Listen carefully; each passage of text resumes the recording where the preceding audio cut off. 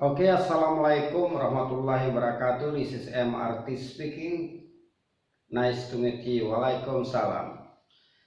Saya masih berbicara bagaimana kita belajar memanfaatkan emosi-emosi kita sebagai kelanjutan dari video sebelumnya. Kalau kita hanya reaktif dengan emosi-emosi kita melalui pola menghindar, kita akan melewatkan pesan berharga yang mereka coba sampaikan kepada kita. Jika kalau kita terus menghindar atau jika kita terus melewatkan pesan mereka dan tidak menangani emosi-emosi tersebut, ketika baru muncul, mereka akan bertumbuh menjadi krisis yang besar. Semua emosi kita penting dan berharga selama dalam jumlah, waktu, dan konteks yang tepat. Sadarilah bahwa emosi-emosi yang kita rasakan saat ini atau detik ini adalah karunia, panduan, sistem dukungan, dan panggilan untuk mengambil tindakan.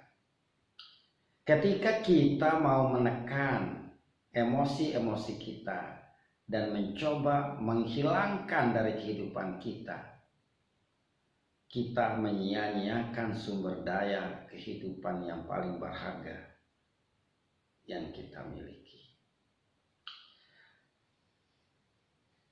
Perlu kita ketahui apa sumber dari emosi itu.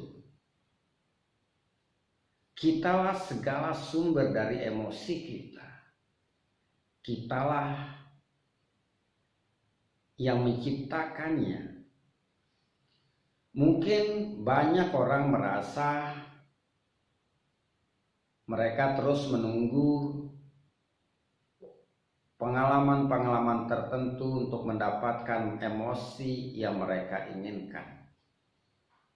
Misalnya, mereka tidak mengizinkan dirinya sendiri dikasihi atau bahagia, atau yakin kecuali pengharapan-pengharapan tertentu sudah terpenuhi.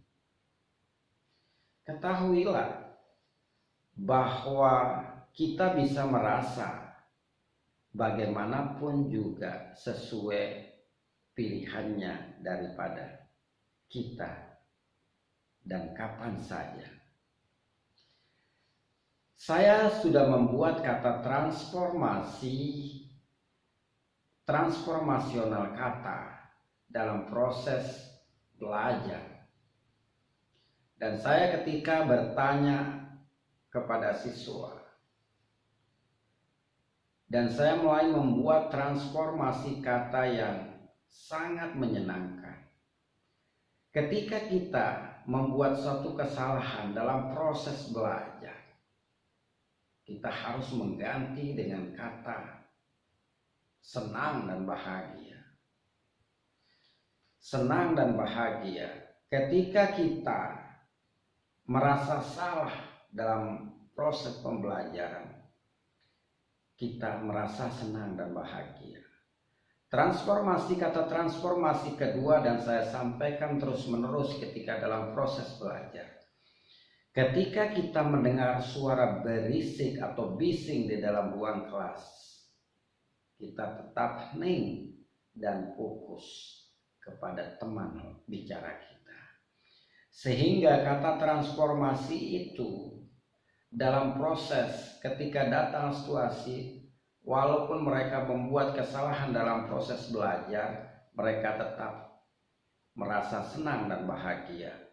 Walaupun suasananya berisik bising, tapi mereka tetap hening dan fokus kepada lawan bicaranya. Nah, kata transformasi emosi itu tidak ditentukan oleh apa, kapan. Saat ini pun kita bisa merubah, menggeser fokus kita kapan kita mau. Seperti contoh yang saya sebutkan tadi.